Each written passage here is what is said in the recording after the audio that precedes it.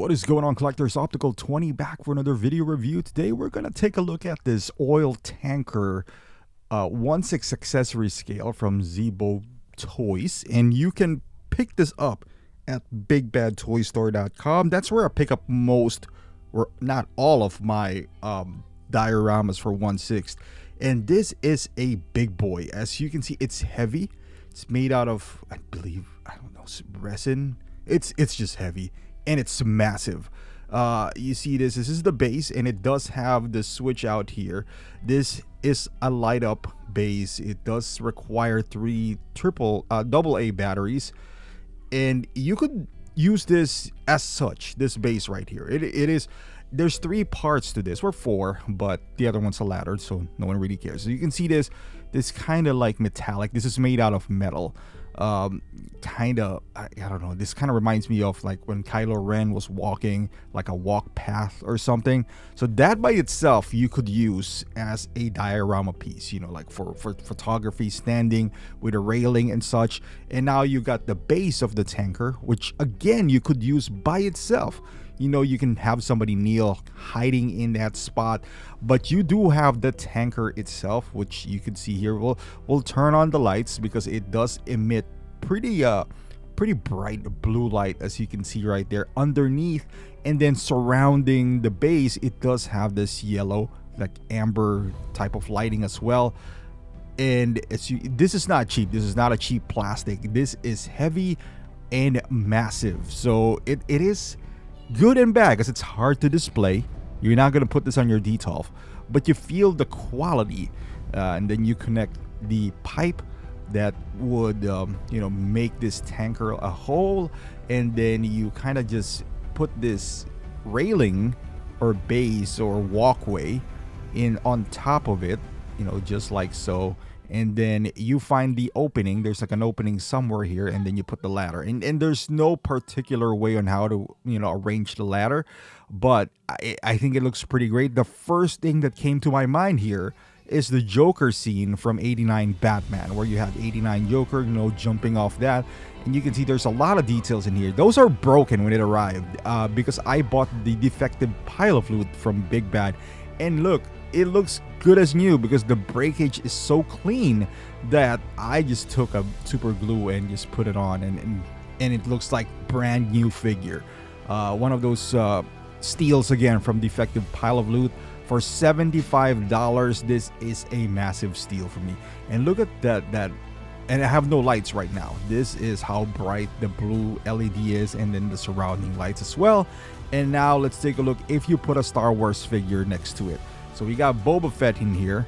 It kind of reminds me, it gives you that vibe as well, where you could use this on anything. You know, kind of the walk path reminded me of when Bo-Katan and Axe Wolves, and you know, they're on top of the ship planning to jump out, because you don't have to use the tanker if you don't want to. You could leave it out and just use the base right there, the walkway, and you can display your, I don't know, like 4 or 5 figures if you really want to in a circle. So we'll talk about the details before we wrap this thing up. There's not a whole lot in here. As you can see, this is a diorama piece, metallic walkway, and then everything else is a heavy resin. The steps itself is also metallic. It's die cast. You got some non-movable valves in here. You can't turn them on and off. You don't have to. They're just there for aesthetics. Again, those things were detached when I got them. At least 3 of them. The big stem, you know, and some of the pipes. 3 of the pipes basically. Super glued them really easily. You know, you got the Gorilla Glue going on for you. You got some reading here. And the overall feel of this is quite nice. You got that grimy, dirty look, but most of all, like, it does really help me out in terms of how I'm gonna approach my photography, because so many angles that you could use here, not just straight on. You could use a close-up look from the railing and all that stuff. So let me just show you this and my final thoughts. You can see here I could easily fit 3 figures with Joker, the Suicide Squad in here. Again, another thing that came to my mind was when Harley jumped into that tanker and then she became Harley Quinn. But as you can see here, I could easily squeeze in 3 more figures if I want to, and they'd still be pretty much spaced out quite nicely, right? It's nice. The downside is it's a bit expensive. It is $165, $169. So you could say it's another figure, but as you can see, it's massive. It's hard to display. That's another cons to this, because it is heavy and it's massive. But if you have a spot for it, you could put it on the side, put 4 figures in it, or 5, or however you want, at the bottom, and you kind of have a display piece where you could take it out easily. That's the good side about it. And also, for me, what I'm gonna do is I'm not gonna display the figures here. I don't have the space. However, and that's how I treat most of my diorama pieces. They are a tool, kind of like a craftsman, where if I have something in mind, photography wise or video wise, I'm gonna pick them up and use them as a tool to enhance what I'm creating.